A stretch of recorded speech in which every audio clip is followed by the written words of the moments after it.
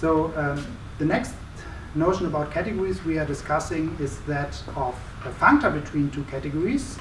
And that's a notion that in some sense is even more important than the notion of a category itself. The definition is the following. Let C and D be categories, then a functor f from C to D consists of the following data. It's first of all an assignment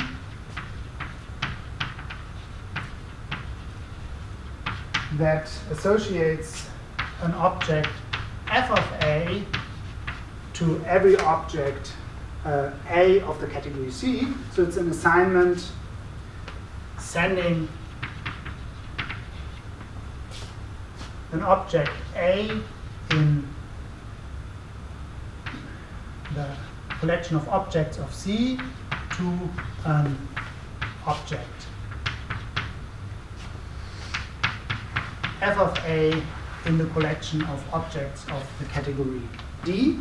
So there's exactly one object f of A associated to every object A of C. The only reason why I'm avoiding the notation of map between the collections of objects here is that I earlier made a point that these collections may in general not form a set, and if they not even form a set, it might be confusing to speak about maps between these collections that need not to be sets. But it's simply an object f of A in D for every object A in C. So this is one part of the data. The second part of the data is what the functor does on morphism. So, and here we have maps from the set of morphisms in C from A to B to the set of morphisms in D from f of A to f of B. And here it's now legitimate to talk of maps again, because I made the point that these here are really sets in the usual sense. So we have such a map of sets here, and we have such a map for every pair of objects A, B in the collection of objects of C. And this is the data of a functor.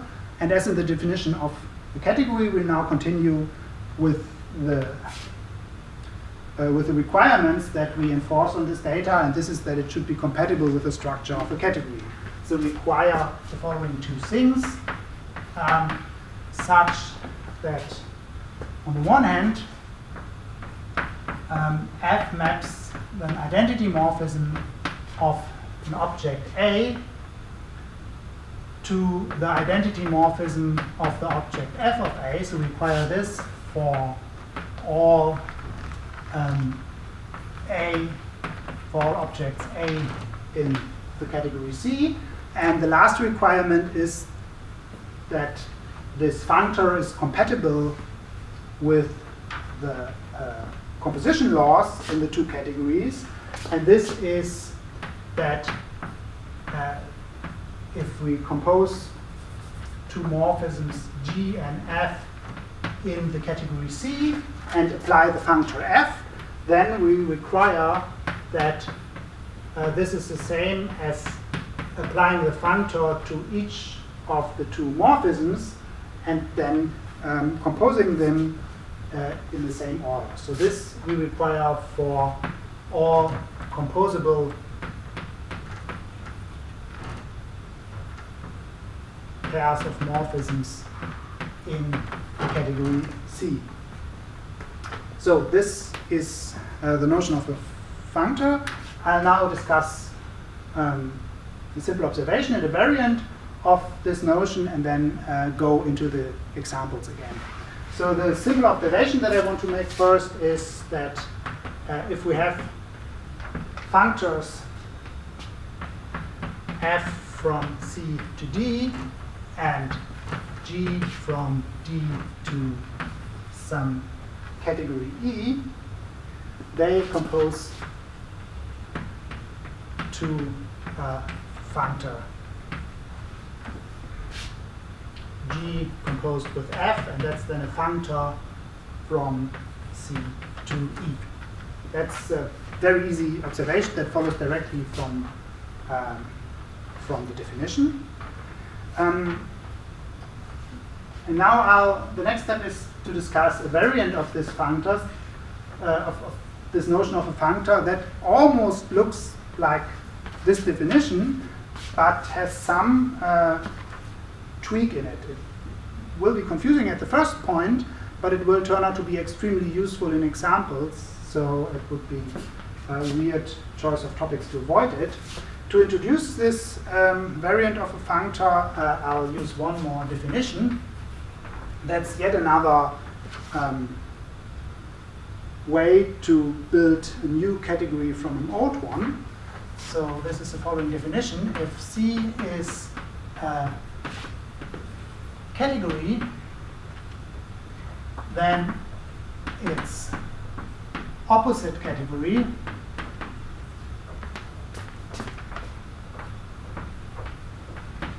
C op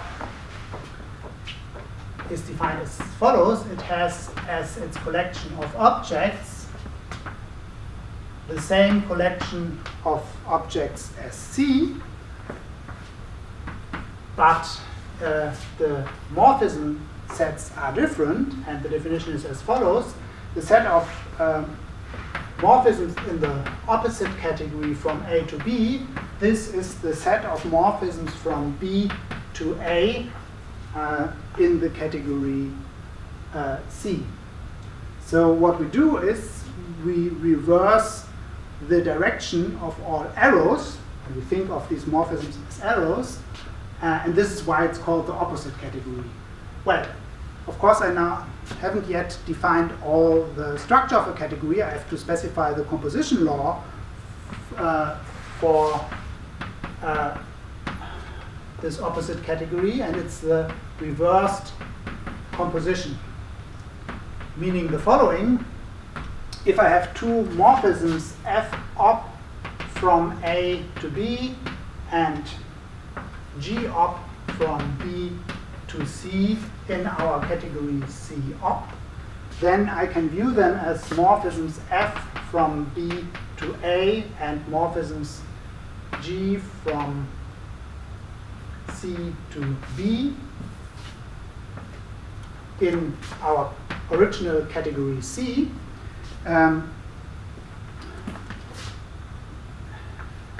These two morphisms can be composed in the category C by taking first G and then F, so we can form the composite F follows G in, that's a morphism from C to A in our category C. But now, employing this definition here again, we can view the latter one as a morphism from A to C in the category C op, and it's this morphism that we define to be the composite of our two original morphisms. So what we do is we define the composite of G op and F op in the category C op to be the morphism gotten by G from this composite here when we view it as an element in the opposite category via this identification here. So, or to put it in simpler words, if we have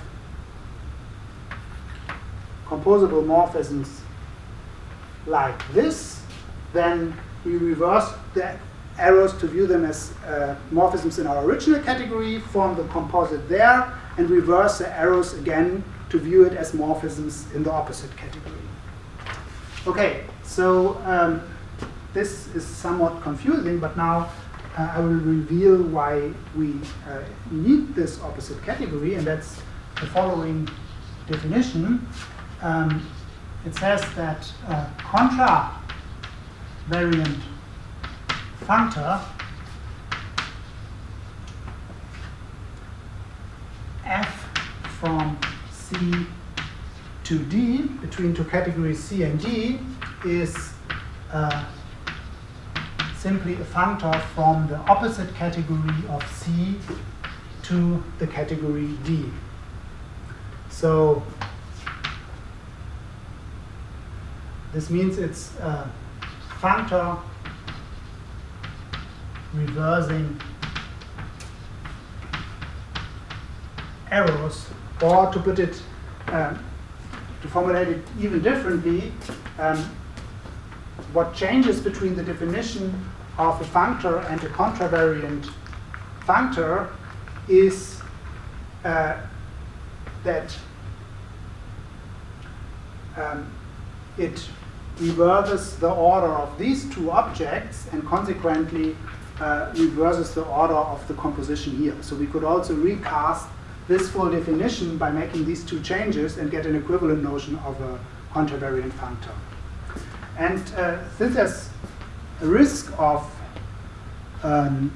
confusing the ordinary functors that I wrote down here and the contravariant functors that are defined here, one sometimes calls the functors defined here covariant to put an emphasis on the fact that it's not meant to be contravariant.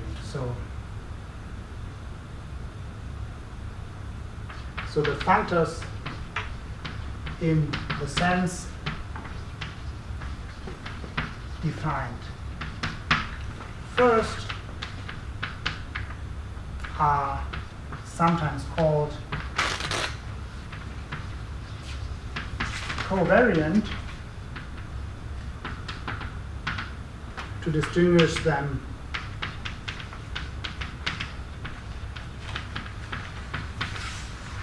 from the contravariant functor.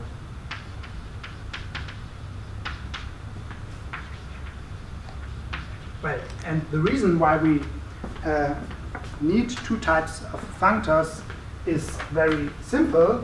Both of them arise in relevant examples. I'll start discussing examples now.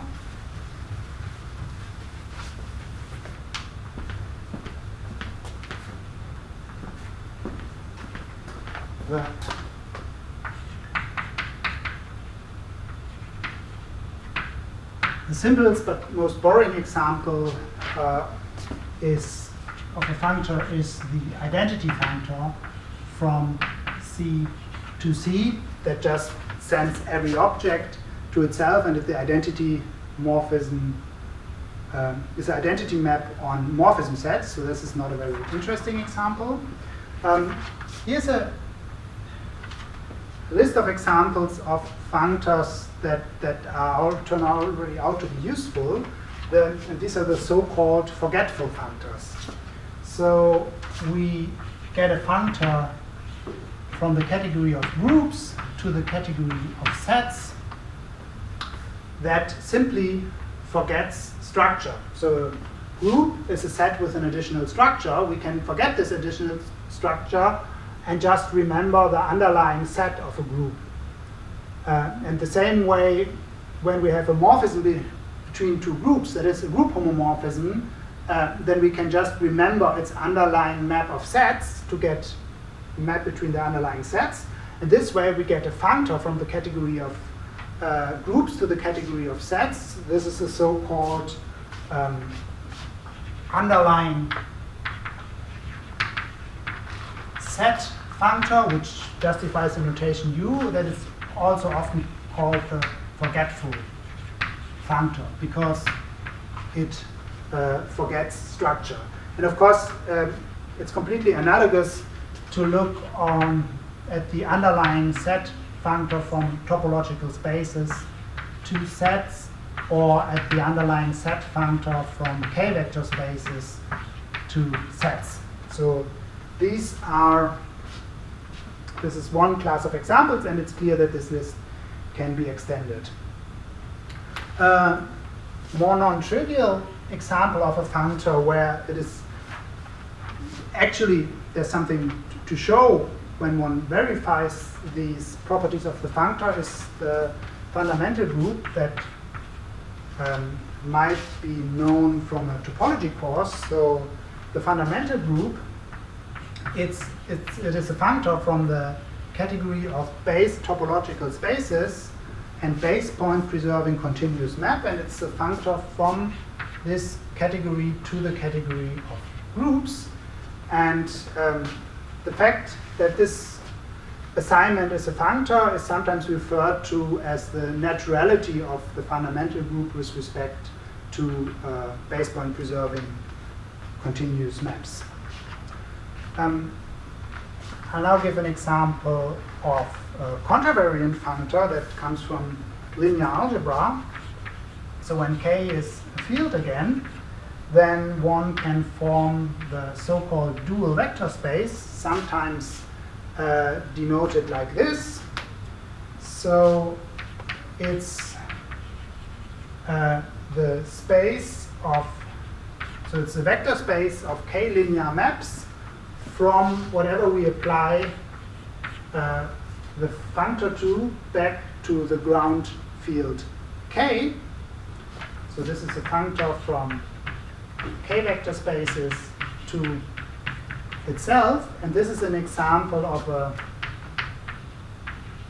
contravariant functor, meaning that if F from V to W is a vector space homomorphism, then the induced map of dual vector spaces goes from the dual vector space of W to the dual vector space of V.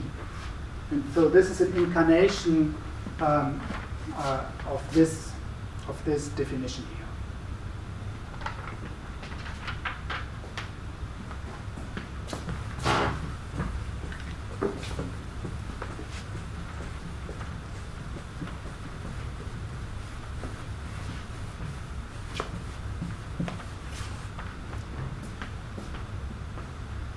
So another functor that one can define is a functor of n times n matrices.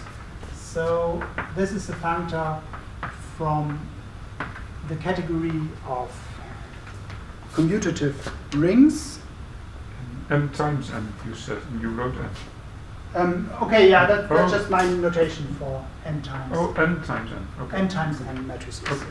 So that one can, this forming n times n matrices works over any commutative ring, and one can view this as a construct, as a functor from the category of commutative rings. One could view it as a functor to sets, but it's also good to observe that it's actually a functor to the category of monoids in the sense defined earlier. So, and expressing it as a factor like this, as a functor like this, remember the fact that we can form the product of two matrices. So the set of n times n matrices over a ring always inherits the product structure, and this is why it's a monoid. Of course, it's the matrix product doesn't turn the set of all matrices into a group. This is why it lands in the category of monoids rather than in the category of rings. So it's a functor that sends R to the monoid of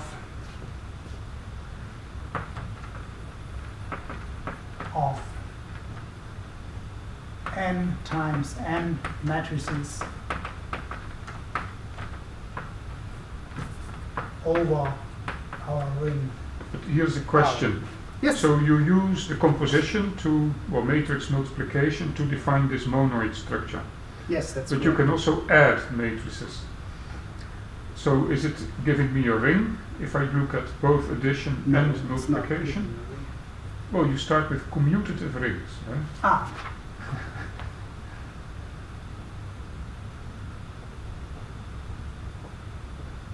You're right. It's of course giving. So you can add that it is even better. Giving you rings. It gives you rings. Yeah. Or to put it in an even fancier way, we could view it as a functor from commutative rings to the category of rings, and the functor that I first introduced makes this diagram commutative, where we have here two instances of these functors. On one occasion we view its image as equipped with the structure of a ring. Here we view its image as equipped with the structure of a monoid under multiplication. And this here is the forgetful functor from rings to monoids that just remembers the multiplicative structure of a ring. So that's a class of functor that is analogous to this example. And so these compositions of functors coincide.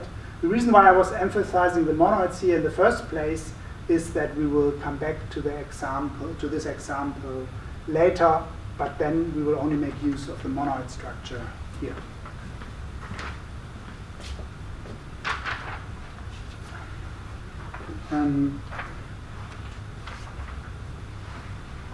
There's one more example I would like to discuss. That's again more a word of warning. After having seen the notion of a functor first, one suspects that almost all reasonable constructions that one sees in nature happen to be functors, but well, that's not necessarily the case. So here's an example, a construction that's probably known from a group theory course, is forming the center of a group. So you can make an assignment that associates to every group G the center of a group G, and in a moment of optimism you could hope this to be a functor, but this is in fact not true. So this assignment does not extend to a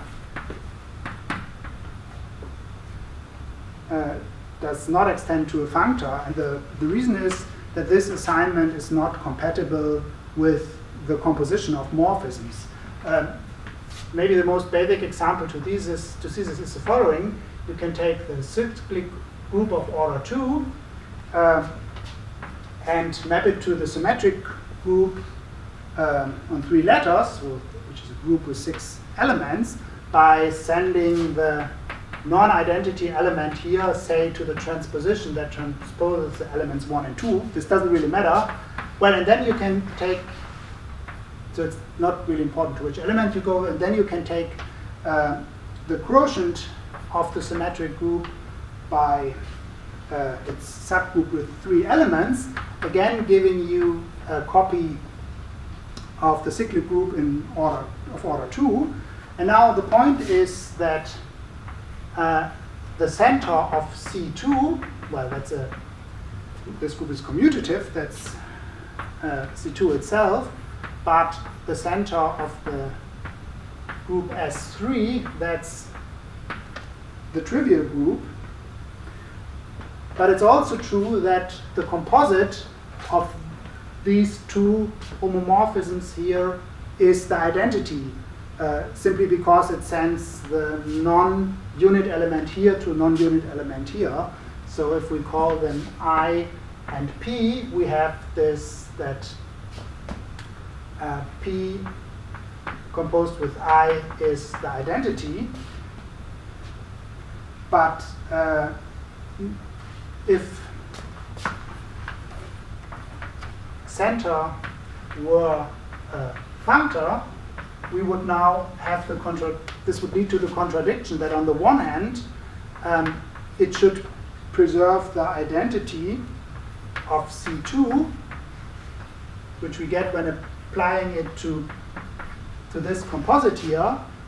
But on the other hand, this would also need to be the same as the map of reduced on the centers by P and I, well, then it's easy to say what this composite is because it factors through the trivial group, and any group homomorphism that factors to the trivial group has to be trivial, so this would be trivial, and well, the identity of morphism of the cyclic group order 2 is not the trivial map. So this example shows that the center cannot be completed to functor, and this example teaches us that it's absolutely critical what a functor does on morphisms, and not everything that looks like a functor is a functor.